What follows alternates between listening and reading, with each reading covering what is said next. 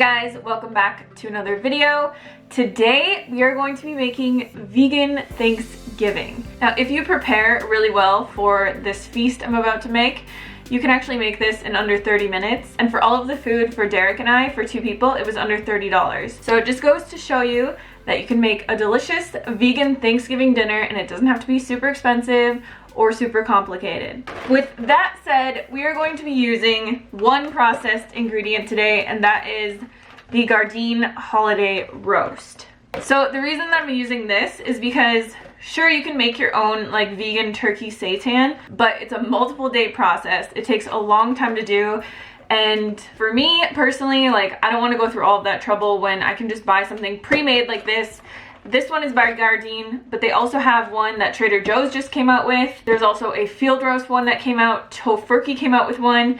To me, this tastes just like any vegan kind of chicken strip that just is stuffed with stuffing. So it just has like cranberries and a bunch of veggies stuffed in here, and it's super delicious and it's super easy. Everything else that we're going to be making today will be homemade, and it will be all oil-free, low-fat, high carb, like we always do. So as always, all of the recipes and ingredients will be in the description box, and let's get started. So for the Gardein holiday roast, I kind of broke all the rules and didn't follow the instructions at all. So what I did to cook this really quickly was I thawed it completely, which it says on the instructions not to do, but it actually turned out perfect for me. So basically I just am here taking it out of the wrapper. All you're gonna do is wrap this in tin foil. If you have time, just follow the instructions on the wrapper, but I just didn't want to waste a lot of power because we are running off solar energy out here. So I thawed it and wrapped it in foil, and I cooked this in my air fryer for 20 minutes. After the 20 minutes was up, I took the wrapper off and let it brown for 10 more minutes in the air fryer.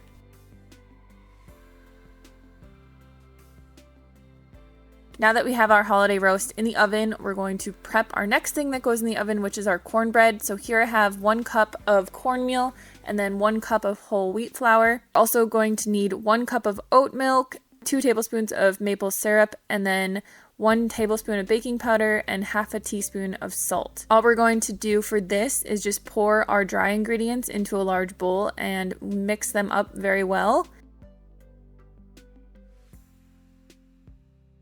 And then we're just going to add in our oat milk and our maple syrup, mix it up again. And then I use these little loaf pans because, like you guys know, we don't have an oven in our tiny house. So I put the cornmeal in here. What I like to do to make it really even is I just get a small bowl of water and then I just dip my fingers in it and I press it down and smooth it out just so that when it's cooked and done, it looks really nice on top. We're just going to pop this back into the oven with our roast for 15 to 20 minutes. And next we're going to start our mashed potatoes. So you just want a big pot of water, and then I use 4 Yukon Gold potatoes, and the smaller that you chop these into chunks, the quicker that it's going to cook. So I made my chunks pretty small. We're just going to put these in here, bring it to a boil, reduce the heat, cover it, and let it cook for about 10 minutes. While that is cooking, we are going to start making our pumpkin pie balls. What we're going to need for this recipe is 2.5 cups of oats, 1 cup of pumpkin, half a cup of coconut sugar, half a teaspoon of cinnamon, 1 teaspoon of vanilla powder. So all we're going to do is put our pumpkin into a large bowl and then put in our sugar, our vanilla, and our cinnamon and mix it up until it's really, really smooth. This should basically kind of look like a frosting once it's all mixed together, and then we're just going to fold in our oats really slowly. So what you want this to turn out like is more like a cookie dough, because you want it to be moldable. So you want to make sure that you're adding enough oats so that it's not sticky and still really wet, but you also don't want it super dry so that it falls apart. I found that 2.5 cups of instant oats worked really well, but you could also use rolled oats if you wanted to. In a small bowl, we're just going to add in some things to roll these in. So I used coconut, and then I used a little bit of chopped nuts. You could use seeds, you could use cocoa powder, you could use any kind of nuts that you want. Whatever you really like, just use that. And then we're just going to take a small amount and roll it into a ball, and then roll it into our coconut and nut mix, and that's it.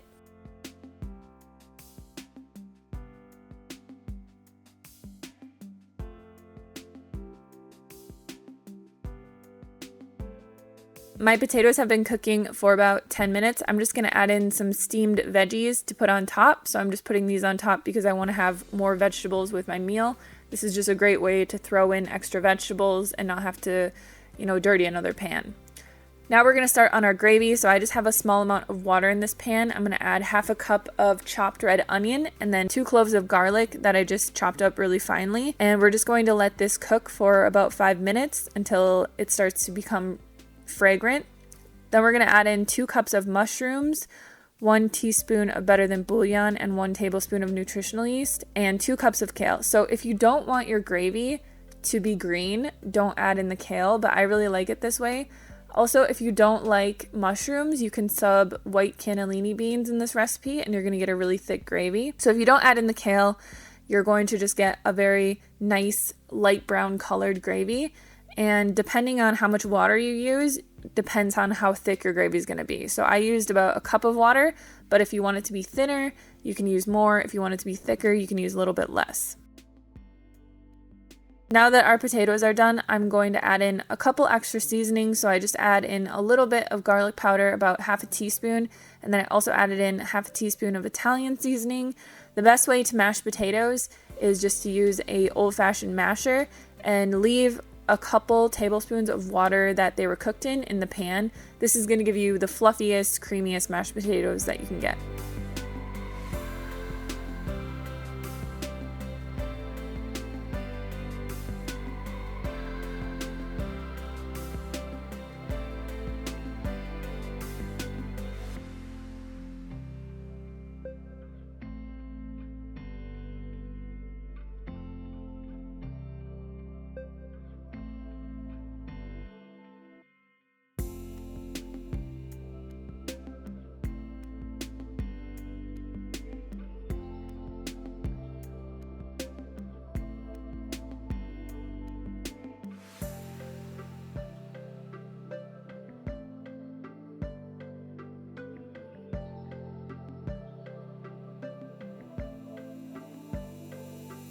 Alright guys, taste test time! We haven't done a taste test in this channel in a long time, but look at this turkey roast. Look at that. Looks so good. Oh yeah. Obviously my plate is like a huge thing of potatoes and vegetables. Thanksgiving dinner a week before Thanksgiving. We're also gonna do a mukbang on High Vibe Hannah, answering some of your guys' Instagram questions, so I'll post the link to that below. But yeah. It'll just be us eating this. Yeah. But you'll get like a more in-depth flavor profile of like how this actually tastes. I know this gravy looks weird, but it's the best gravy recipe ever. It just has kale in it, that's why it's green, but yeah, it's so good. Try the Gardein roast. Do you like the gravy? Mm-hmm. Gravy's good. Try out this Gardein roast. It literally tastes like turkey with stuffing in it. Yeah, it's definitely similar. Texture is obviously going to be a little bit different. I think it tastes amazing. Mm-hmm. I'd give it a solid 7. I don't know if I'd go up to an 8 though. Definitely a solid 7. The stuffing in here is really good. Did you try the stuffing? Yeah. Then we also have cornbread, which is just like your basic cornbread. These pumpkin pie balls literally taste like a ball of pumpkin pie. They're so good. So if you don't want to make a pumpkin pie, just make this recipe because it tastes just like pumpkin pie. Like, I'm not even screwing around with you guys. If you want, you can even make these and then like just put them in the freezer and just eat them as snacks or something. Hopefully this inspired you guys to make some awesome recipes for Thanksgiving. We hope that you guys have a great Thanksgiving this year. We're going actually to a friend's house who's like a vegan chef who's making us this crazy or like amazing Thanksgiving dinner. We actually haven't even cooked Thanksgiving dinner once since we've been together. We usually just go to the Indian buffet. So this is about as good as you're gonna get. Sweet.